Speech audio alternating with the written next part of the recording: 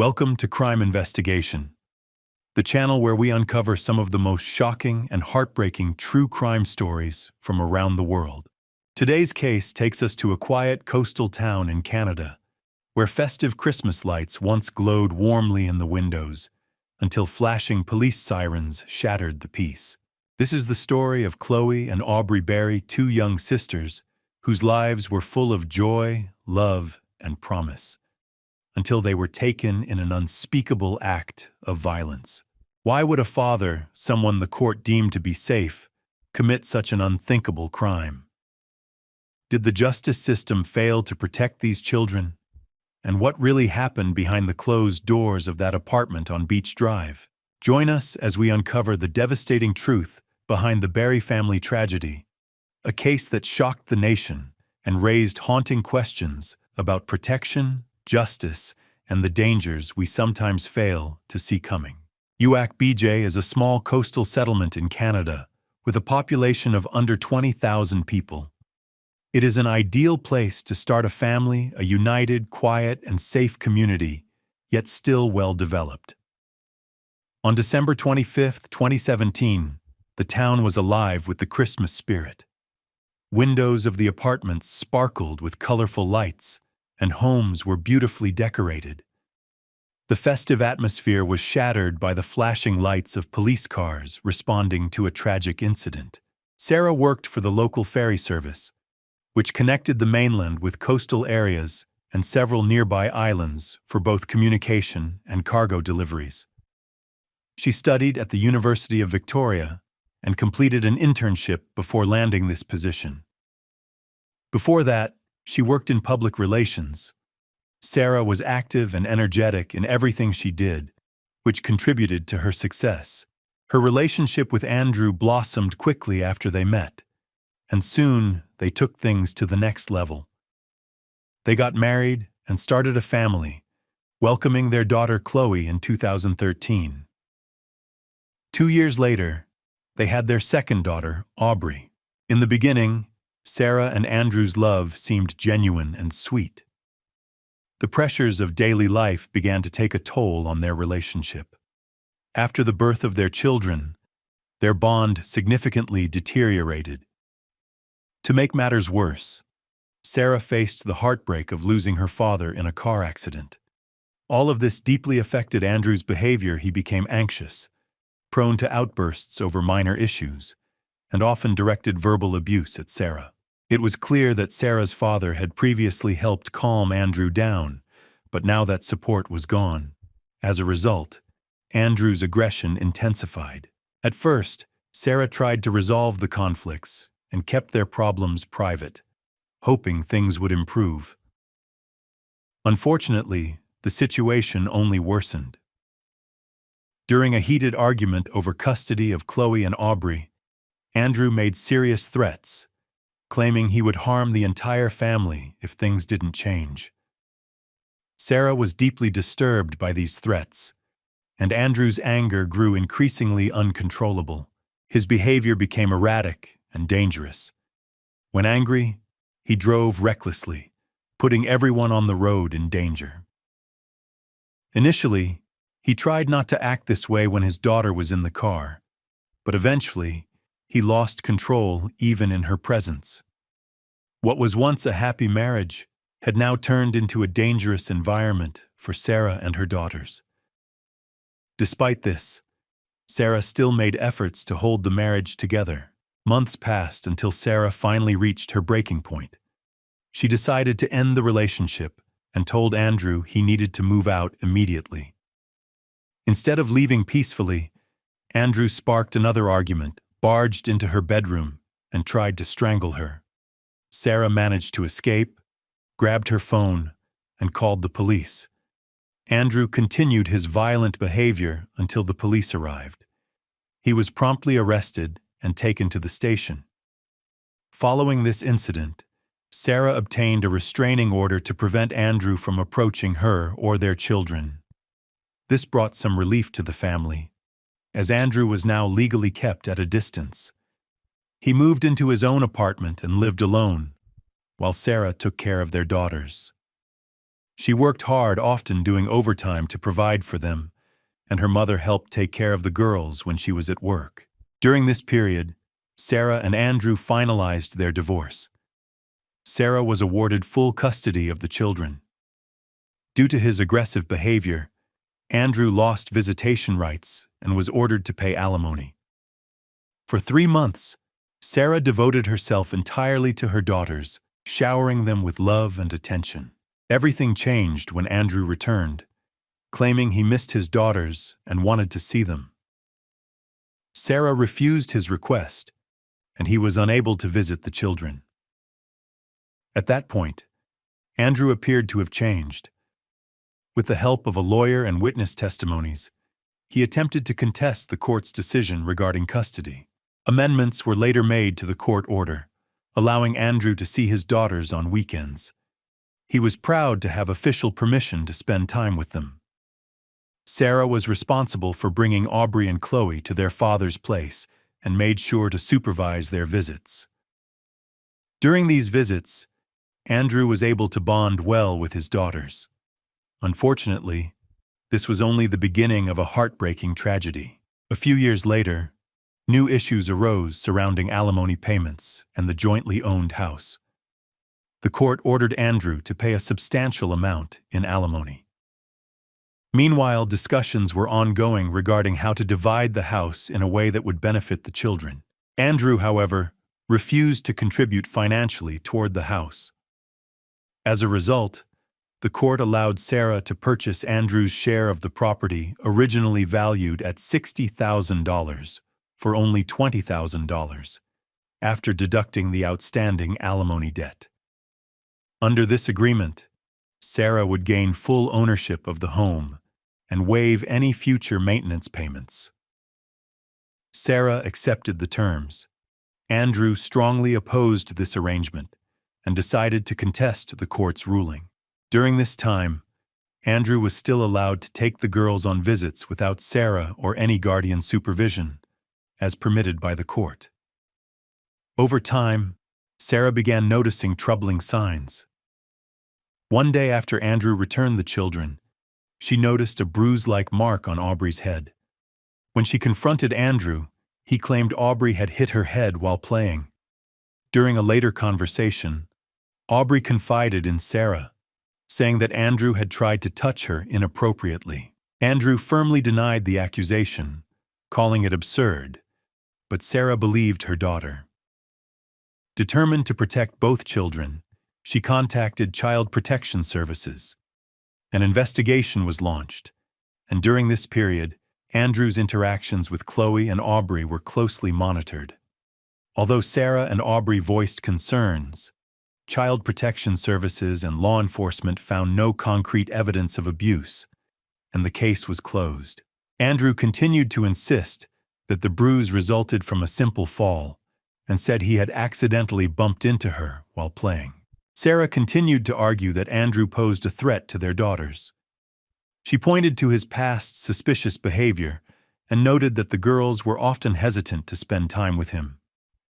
In late 2016, she again raised concerns after Andrew reportedly left Aubrey alone in a stroller in a public area while he walked away. She also claimed that Andrew regularly spoke badly about her in front of the children, possibly trying to alienate them from her. During a trial, both Sarah and Andrew presented their accounts and arguments. Despite Sarah's concerns, the court ultimately decided not to change the existing arrangement.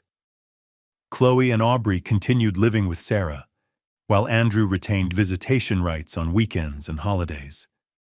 The judge viewed Andrew as a caring father who could provide for his daughters and concluded that his past aggressive behavior had been temporary, related to domestic stress, and not linked to child abuse. Andrew was given another chance. Both parents were instructed to follow the court's decisions so they could continue to co-parent and maintain communication with their young daughters, 6-year-old Chloe and 4-year-old Aubrey. Chloe and Aubrey were bright, joyful children with distinct personalities and interests. Chloe had just started first grade at a local school and had developed a passion for horseback riding, a hobby introduced to her by her cousin. She also had a natural talent for art. Aubrey, full of energy and curiosity, was preparing to start school herself. The sisters shared a deep bond, often expressing themselves through creativity and imaginative play. During the court hearings, the guardianship service assessed Sarah, the girl's mother, and found her to be an excellent parent. She had worked hard to maintain a strong relationship with her daughters, both during the marriage and after the divorce. The judge required both Sarah and Andrew to complete parenting courses, and Andrew actively participated. Unfortunately, this was not enough to prevent a tragic outcome. According to the custody agreement, Aubrey and Chloe were scheduled to spend Christmas 2017 with their father, Andrew.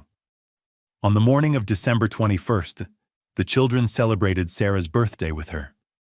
Later that day, Sarah brought Chloe and Aubrey to Andrew's apartment on Beach Drive. Andrew lived just steps from the marina, in an upscale part of the city with views of the Pacific coast. Despite the scenic surroundings, Andrew was facing serious personal and financial struggles. He had quit his job, lost his main source of income, and had developed a gambling addiction. As a result, he could no longer pay alimony or even cover basic necessities for himself or the children. From the beginning, Sarah felt uneasy about bringing the girls to see Andrew. She believed it was a mistake, but a court order required her to comply, and any violation could have serious legal consequences. Sarah was especially reluctant to let them spend Christmas with him, but she felt she had no choice. She had even asked Andrew to let the girls stay with her for her birthday, but he threatened to sue, so she complied under pressure. As she approached Andrew's apartment, Sarah's anxiety deepened. She noticed the windows were dark, no lights were on inside. In recent weeks, Aubrey and Chloe had told her they enjoyed using flashlights during their visits with Andrew, pretending they were camping. Sarah suspected that Andrew's electricity had been cut off due to his financial issues. Not wanting to make the situation more tense and spoil the children's holiday, she decided not to raise the issue right away. She planned to bring it up later, as she was already looking into legal ways to limit Andrew's contact with the girls. When saying goodbye to Chloe and Aubrey, Sarah understood that they would stay with Andrew until noon on December 25th, when he was supposed to bring them back. After returning home, Sarah realized that Chloe had forgotten her favorite stuffed animal. She brought it back to the apartment. When she knocked on the window, both Aubrey and Chloe appeared at the blinds in their holiday outfits, smiling and cheerful. This gave Sarah a bit of comfort. She handed them the toy and left, expecting to see them again in just a few days. On Christmas morning, Sarah woke up in an unusually quiet house. To pass the time until the girls returned, she cleaned, decorated the house for the holiday, and placed presents under the Christmas tree to make it special for them. By 2 p.m., her parents had arrived to celebrate, but Aubrey and Chloe still hadn't come home. Andrew was supposed to return them by noon, but he hadn't responded to Sarah's calls or text messages. She also tried contacting Andrew's sister, but her calls and messages were ignored. Growing increasingly concerned, Sarah and her mother decided to go to Andrew's apartment to look for the girls, while her father stayed home in case Andrew arrived. When they arrived, Sarah noticed that Aubrey and Chloe were no longer at the window. The apartment appeared still and silent. She couldn't see anything through the blinds. She knocked and called out, but there was no response. The eerie quiet only heightened her fear. Desperate, she and her mother began asking neighbors if they had seen or heard anything. One neighbor reported that he had heard the children talking early in the morning, and around midday, he had heard loud noises coming from Andrew's apartment. At the time, he thought nothing of it, but in hindsight, the sounds seemed suspicious. He also confirmed that he hadn't seen anyone unfamiliar near the building. Alarmed, Sarah and her mother immediately contacted the police to report Aubrey and Chloe missing. When the first police officer arrived at the scene, he attempted to contact Andrew, the apartment's resident, but received no response, just as no one had answered Sarah's desperate screams earlier. The officer tried the door and discovered it was unlocked. Inside, the lights were off, and flipping the switch had no effect. It quickly became apparent that the electricity and water had been shut off due to unpaid utility bills, and Andrew was facing eviction. Using his flashlight to navigate the dark apartment, the officer was confronted with a horrifying scene: blood splattered across the floor, the walls, and even the ceiling. It was something straight out of a horror movie. The officer immediately called for backup.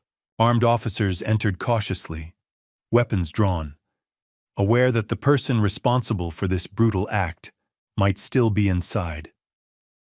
They followed bloody footprints that led them to the bathroom, where they discovered Andrew. He was naked, slumped on the floor, and covered in multiple self-inflicted stab wounds to the chest. He was still alive, but his breathing was shallow and labored. In the adjacent room, police found Chloe lying motionless on the bed. She was already dead. Her body was covered in bruises and cuts, indicating she had been beaten with a blunt object. A blood-soaked baseball bat was found nearby, among her scattered clothing. Aubrey, too, was found in the same room, wearing pajamas soaked in blood. Both children had suffered numerous stab wounds and lacerations. Despite checking their pulses multiple times, it was clear that Aubrey and Chloe were beyond saving. Paramedics soon arrived to assist Andrew. Due to the cramped conditions in the bathroom, he was carefully lifted onto a stretcher. As he was being moved, he briefly regained consciousness. Looking at the medics, he quietly begged them to end his life. Andrew was rushed to the hospital under police supervision. Authorities hoped he would survive long enough to be questioned. Meanwhile, Sarah was informed that both of her daughters had died. Overcome with grief, she screamed hysterically and attempted to run into the apartment, only to be held back by officers. Sarah had many questions, and so did the investigators, about the brutal Christmas Day murders of her two young children. She was convinced of the answer. Their father had killed them. Given the violent nature of the scene and Andrew's own injuries, police quickly identified him as the primary suspect.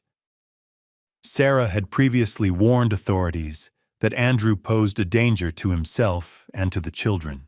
The detectives believed that Andrew may have attempted suicide after realizing the magnitude of what he had done. The condition of the children's bodies suggested an uncontrollable rage. Forensic experts concluded that Chloe was likely killed first. She had suffered multiple severe head injuries from the baseball bat, resulting in a fractured skull. In total, she sustained 26 stab wounds, some inflicted before death, others after. Her cause of death was determined to be massive blood loss. Aubrey's injuries were even more horrific. She had been stabbed 32 times and bled to death from the wounds. The medical examiner noted that the attacker had flipped the girls' bodies to stab both front and back, suggesting a frenzied and deliberate intent to ensure their deaths. It appeared Andrew had wanted to make sure they would not live to see another Christmas. Forensic investigators combed the apartment for evidence. They found a pair of men's jeans and a blood-drenched T-shirt belonging to Andrew, as well as the murder weapon, a kitchen knife. The volume of blood in the apartment was overwhelming, and a specialized crime scene unit was called in to assist. The team also found signs that someone had attempted to clean up after the killings. There were smeared fingerprints on the knife and patterned socks with traces of blood. Oddly, blood was also found in the refrigerator, suggesting the killer had searched it after the murders. In one of the rooms, investigators found a handwritten note addressed to Andrew's sister. In it, he listed a series of personal frustrations and disappointments, detailing his struggles during the marriage and after the divorce. He expressed a deep sense of betrayal by Sarah and claimed he felt misunderstood and isolated. According to the letter, the only source of joy in his life had been his daughters. His final words revealed a chilling plan. He could not bear to live without them, so he chose to end their lives along with his own. It was clearly a suicide note. After investigating the crime scene, the police concluded that Andrew had attacked and brutally murdered his two daughters, 4-year-old Aubrey and 6-year-old Chloe. Following the killings, he went into the bathroom and attempted to end his own life, believing that his injuries would be fatal. However, doctors later confirmed that none of the self-inflicted wounds were life-threatening, and he survived. Andrew soon regained consciousness and composure and was placed under medical supervision, where he admitted to attempting suicide. After receiving treatment, he was arrested and charged with 2 counts of murder. When Andrew was brought to the police station, Sarah was already there with her parents. After Andrew confessed to the killings, Sarah broke down in tears. She had to be escorted out of the station, as she was inconsolable. Her despair and grief were unimaginable. She had fought so hard to protect her daughters from their father. Despite filing multiple complaints with Child Protection Services and taking legal steps, Sarah had been unable to provide sufficient evidence to prove that Andrew was a danger. Her warnings were not believed, and tragically, her daughters were killed by the very person she feared. The case received widespread attention. Memorial services were held to honor Aubrey and Chloe, 2 innocent girls whose lives were taken too soon. The public was outraged by Andrew's actions and rallied in support of Sarah. The incident sparked global discussions about child protection systems and called into question the judge who had ruled Andrew to be a loving and responsible father. That decision had granted him unsupervised access to the girls, a decision that ultimately led to their deaths. Yet no disciplinary actions were taken against the judge or the child protection authorities involved. Aubrey and Chloe, the victims of this horrific tragedy, were cremated. During the investigation, more details emerged about the complex and toxic relationship between Andrew and Sarah, as well as Andrew's personal struggles. He had been in serious financial distress.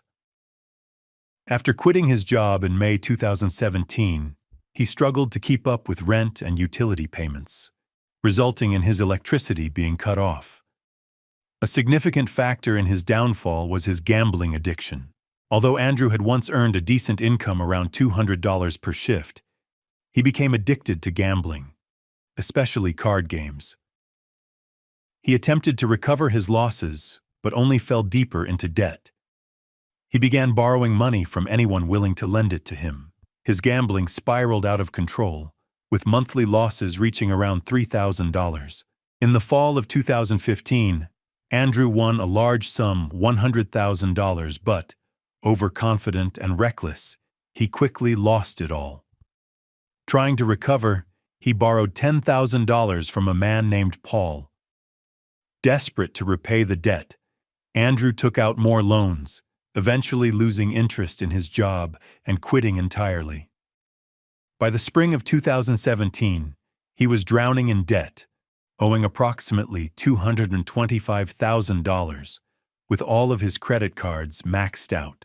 Andrew became increasingly desperate. He even considered withdrawing his pension savings.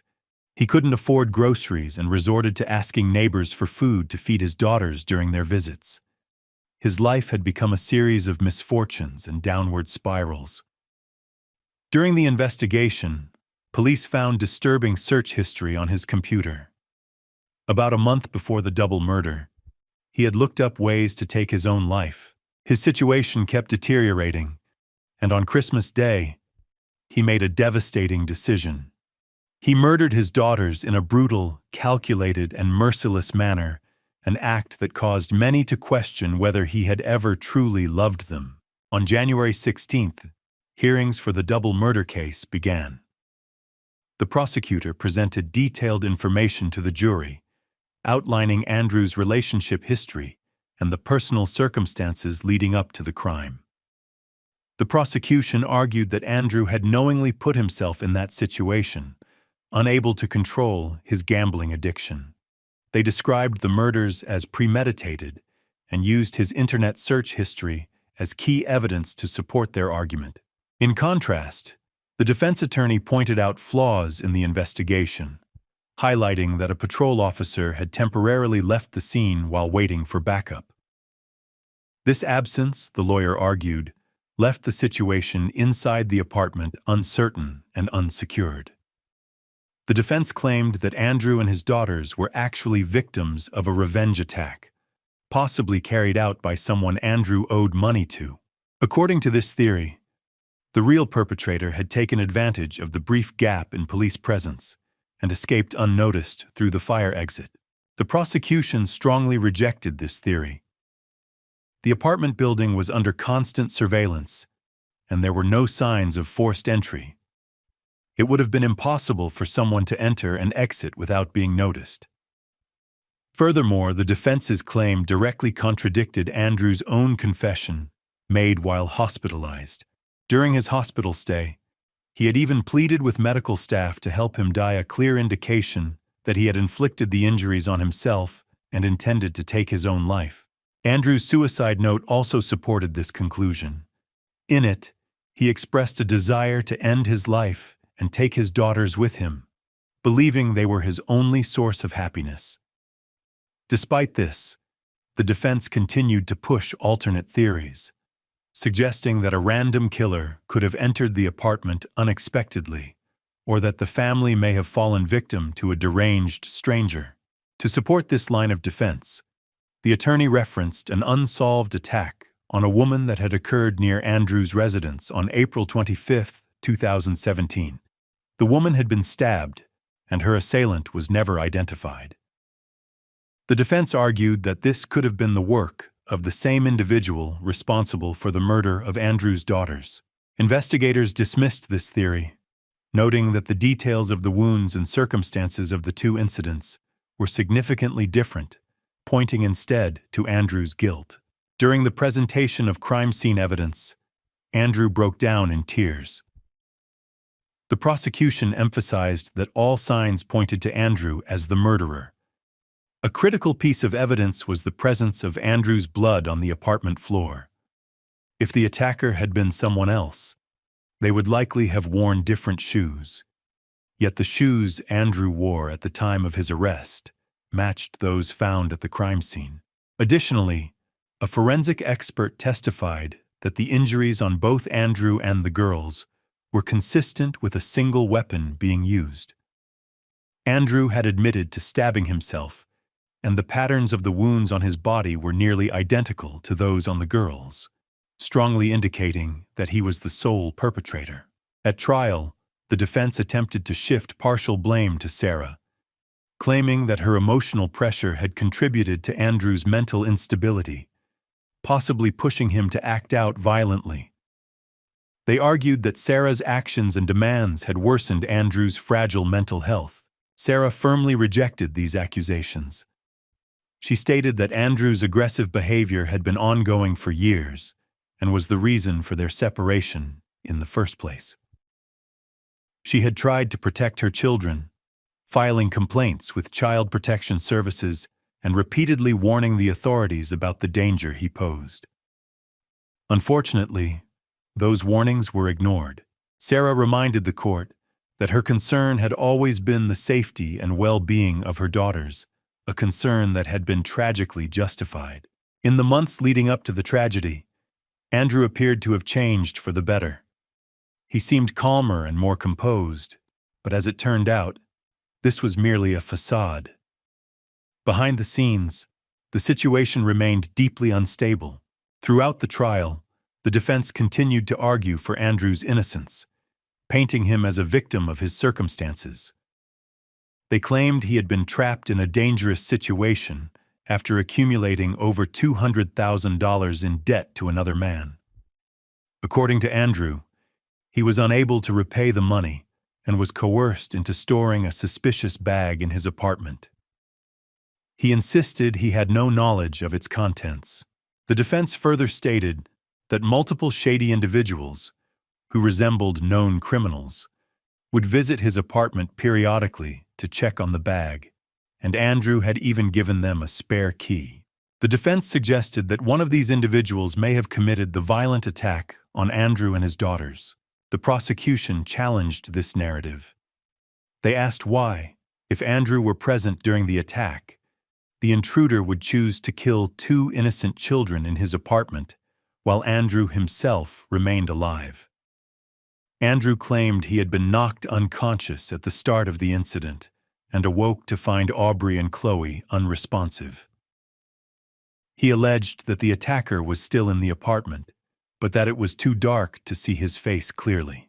He vaguely described the assailant as a dark-skinned man with dark hair.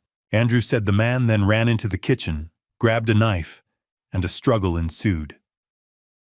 During the altercation, Andrew claimed he was stabbed several times and passed out again. Investigators did indeed find a suspicious bag in the apartment during their search. Forensic analysis revealed no DNA, fingerprints, or any trace evidence pointing to another individual. The lack of supporting physical evidence significantly undermined the defense's theory. The prosecution argued that Andrew's motive was clear. He was overwhelmed by financial hardship. With mounting debts, no stable income, and pressure from child support obligations, Andrew saw no way out. They asserted that he murdered his daughters as a twisted means of escaping responsibility, then attempted to end his own life. After a 3-day deliberation, the jury found Andrew guilty of 2 counts of second-degree murder. He was sentenced to life in prison, with eligibility for parole after 22 years. When the verdict was read aloud, Andrew showed no visible emotion, a reaction that shocked Sarah's family, who felt that justice had not been fully served. They considered the sentence far too lenient for such a brutal and calculated crime. Despite their outrage and heartbreak, the family found themselves with no legal grounds to appeal the decision.